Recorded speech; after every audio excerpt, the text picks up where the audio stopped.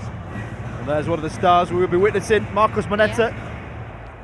Watch out for him, electric in the game of sevens. Ben, can you hear me? I like the idea of these two teams, very similar in terms of their desperation and dedication of how they play the game.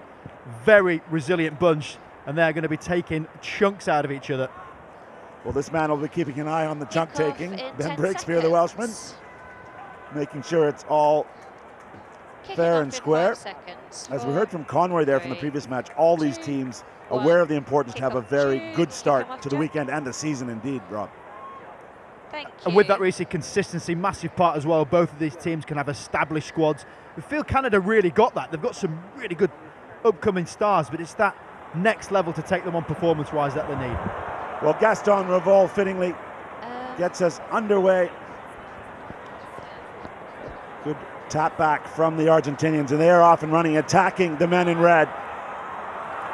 Tucking under his arm is Osadczuk. Revol shifts it wide. A bit of a high pass, but well gathered by Iskro. Still going, and there's the pace. The danger man slamming it down with the right arm, Marcos Moneta. We've seen number 7 for Ireland get his trademark going early. This guy, number 13, Marcos Moneta. A real start of this game. He's got it all, but it's the pace that makes him so separate. Lovely restart, competed well. Argentina, one of the best in that area. Love the kicking game, all decent footballers, but this is just raw speed. The pace. Hello, would I be able to get econ on my panel, please? Tempo's got it on his, just so I can hear what conversation they're having. Econ. Conversion just falls short under the bar, but Moneta, your World Rugby Player of the Year in 2021, 7th Player of the Year. Thank you so much. Starts this season in incredible form. Imagine he might clock a few of them by the end of his career, Reece. That is how good he is. Again, a 50-50 kick, again won by the Argentinians. Webster putting in a tackle, but this possession, Canada yet to hold the ball. And again the pace, finding a hole in that Canadian defense is Luciano Gonzalez. Second try for Argentina. We talk about the guile and effort of Moneta on one side. This guy is a pit bull. Gnarled, aggressive, ferocious. The sidestep here on Teal is a thing to behold, and then the pace as well. There's a couple of wonder tries flying around the rugby circles online from their Gallagher Premiership in the UK, and their sevens players equally as adept. Broken field is a canvas for them to create some pretty special artwork. Conversion this time is good. And Rob, we talked about the importance of the kickoff. Last season, Argentina, the best team on the series, won 34% of their restarts. They were 100% in this game, but so crucial to getting possession. It is, as you can see, it's just relentless. This accuracy of the kick, the claim in the air, they're so hard to get the ball back from, and then when they've got it, as we've already seen, threats right across the pitch. Well, Gaston Revol is the architect of the kickoff possession through his right boot, 35 years young. At 89 tournaments under the belt, just challenging a few of your old mates in Rodwell, the leader for the HSBC World Series, Dan Norton and Phil Mickelson from New Zealand. Yeah, and imagine, without COVID situation as well, they'd be up there in the 100, wouldn't they? He'd be a centurion of sevens events, and there's no reason why, the way that Revol is going, he might get there as well. The Wolverine used to call him. It's like a little, I say little, he is quite small, but very much of a dog mentality. Of course, he's beaten Phil Mickelson. It's Tim Mickelson he's chasing. He's defected, ignore him. And he's working the blind side. Incredible scenes in Vancouver at the Canada Sevens. Their first win on the series in 13 years. And Argentina are off and running again, and it's the Canadians who are paying the price, stepping out of the tackle. Great leg lift from Matthias Osadczuk. Third try for Argentina, clinical stuff. And when you get the restarts, you get the possessions, you combine that with the power guile of Moneta and Gonzalez, and then throw in a little bit of Osadczuk, Rookie of the Year once upon a time. This guy is flourishing. Very different style, rangy, big strider, big runner. You can see why this Argentinian team were one of the most consistent 5 medals across the year last year. They just love possession.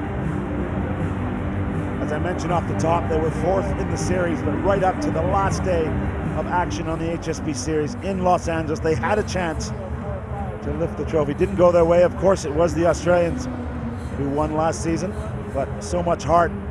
You saw the emotion when they won their first event, and they have been ruthless here. And again, they have their hands on the ball. Canada can do nothing here. They have not held the ball in possession. There's a first touch. Teal chasing it through, trying to make something happen for his team. Moneta nudges it back, gives himself time and space, which is a dangerous thing. He went for the chip through. He got a lucky second bounce, and he's off and running. Ishuat's going to give chase. But Marcos Moneta, one of the many pacemen on the Pumas Sevens team, gets the try.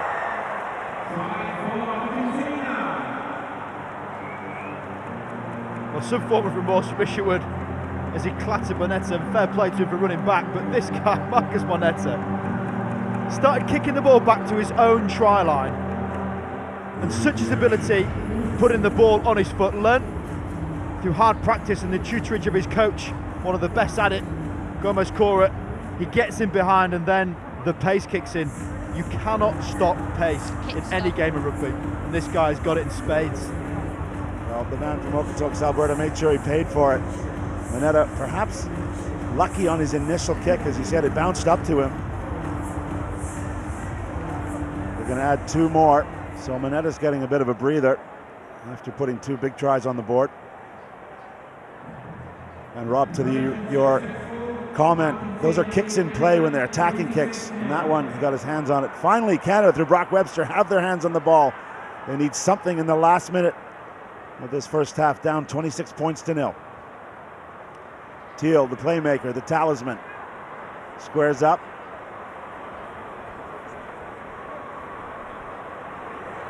Big defense from Argentina. Ishuat loops around. He's a pretty versatile player for Henry Paul's team. There's Brock Webster. Great offload from him. A good cover from the Pumas through Revolt, getting right across to the far sideline. Canada, the first possession they've had. A crushing tackle from Hudzuk. And Canada holding on. This half isn't over. Quick hands. Unmarked out wide, but they can't get him the ball. It was Rossetto. Canada's got it. They need something, and Russell's off and running. Alex Russell, a man from Chichester via McGill University. Team, the Redbirds have just made their National University Championship. Gongo thinks twice about shipping that one out wide. Canada having to work very hard in their own end here. Crucial they get something to end this half. Webster created a hint of an overlap, but spilled it forward. Sudzuk's got it, and this half is not over. Some tired bodies out there.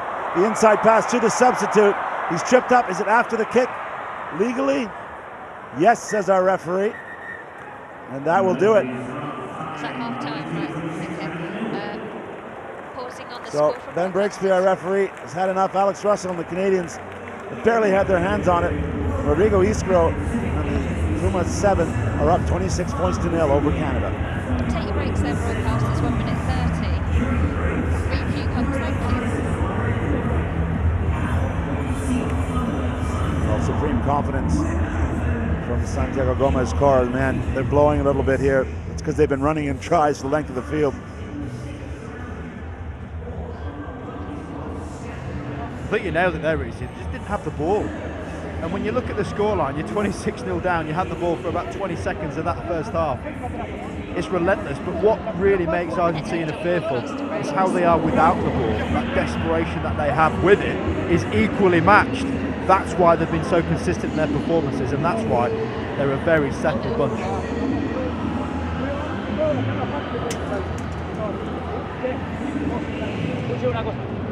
Este es el partido que hicimos cuando lo tenemos acá, lo cerramos y lo matamos. ¿Se entiende?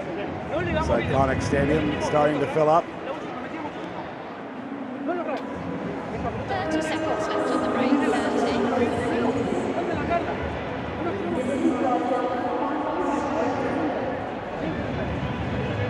20 seconds left on broadcaster break. Teams have been coming here since 1976 to play sevens rugby, still the Mecca.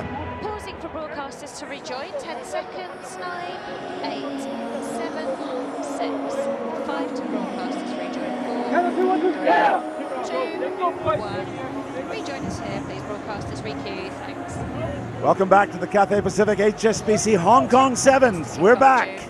It's been 3 years, but we're playing sevens again. Canada are in a hole here in their first match of the day. It's Friday evening in Hong Kong. We've already seen Ireland get, with the first match of the day, get a victory. And Argentina very much in command of this one. Canada certainly are in a hole. The shot of light is this restart. They need to get some ball. Demolishing that first half. Argentina were just relentless. So we're about on time. And it's Pellandini. The subs are on now. He's got his hands on it. Running laterally is Gonzalez. Oh, and sitting down, the Canadians just plowing over the top. Webster does just enough to knock it out of his hands. There's genuine fear in the crowd when Gonzalez runs towards them, like it's a bull in the ring going to try and jump the sides. Look at the intensity in that man's eyes. You know. He is intense. Santi in the shade.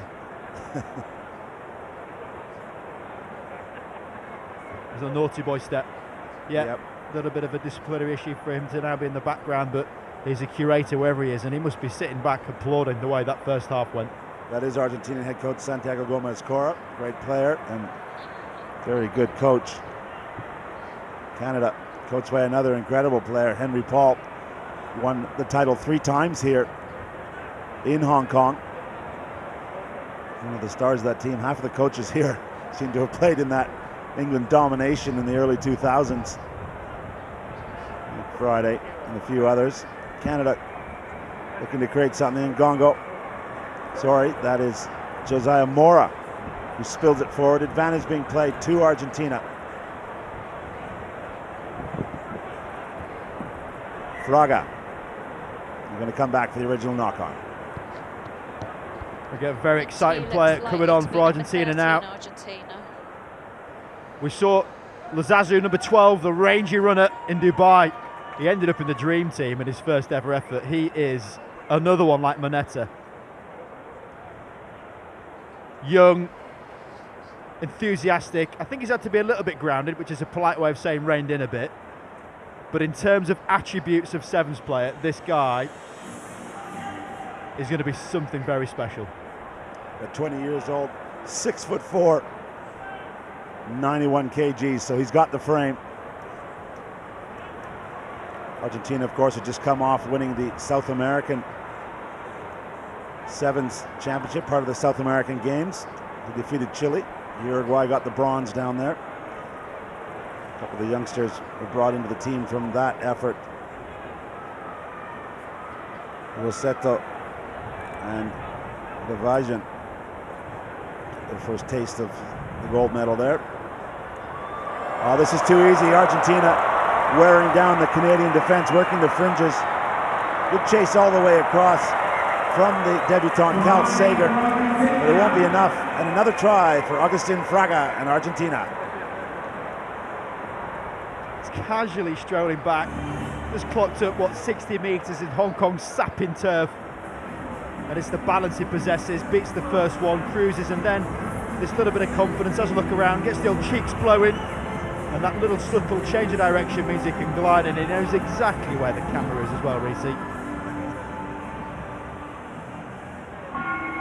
Well, the guile of this Argentinian team is clear, as we said, fighting for the title right to the end last season. But the pace on display, you mentioned it earlier, there is legit pace in the likes of Iskro, Gonzalez, Moneta, and these youngsters coming up as well.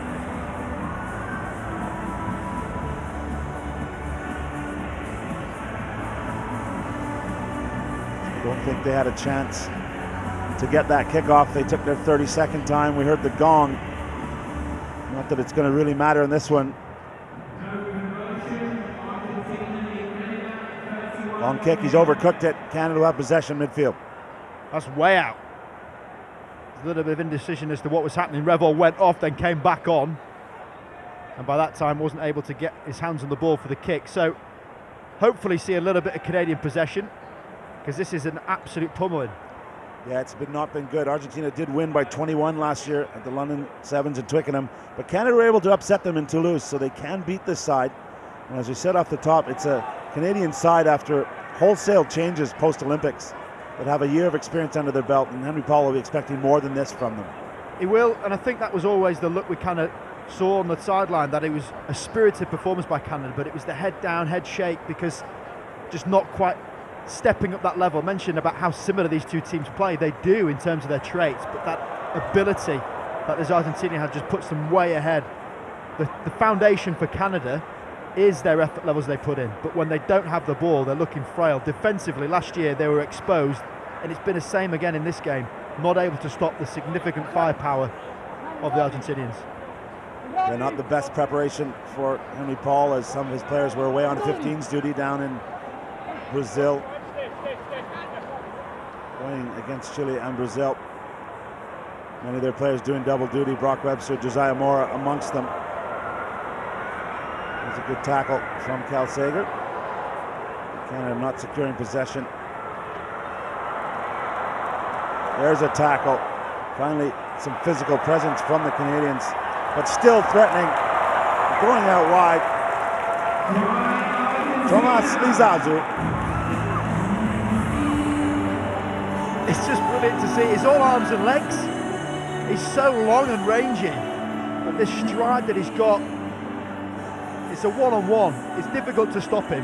Just check out how fast he changes direction. And by the time the stop-start happens, not a finger's laid on him.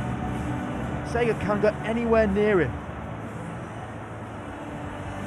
8-foot long arms, Reece. Get away, and a little bit of a gesture here. Madawuru put in a massive tackle for Canada, but Iskra was barely phased, and he's kept the play alive. And that man got a big try. The babyface assassin.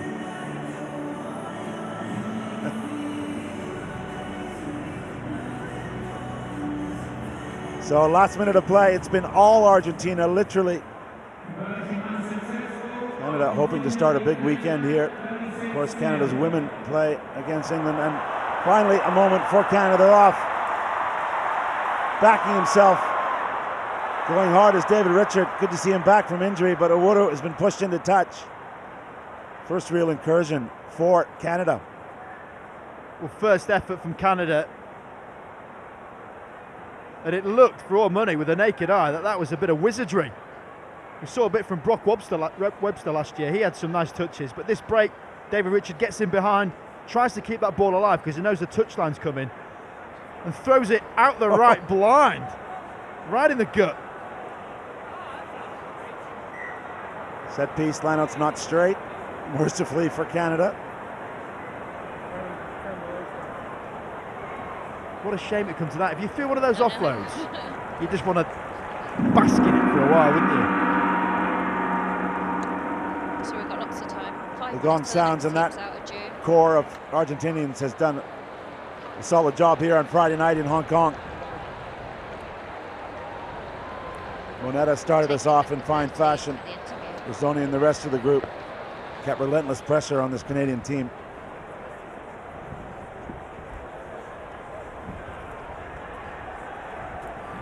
Brock Webster, one of those players who does double duty for head coach Kingsley Jones' 15 side. Also with the Toronto Arrows of the Major League Rugby. Played 5 games last season. He's going to tap it, and this is really about pride and possibly something. Madawuru falls on his back and he's stripped, and that will happen at this level. So it's all Argentina on a steamy Friday night here in Canada.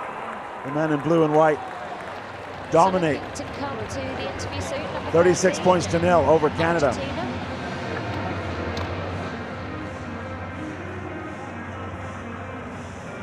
Yeah, that was clinical work.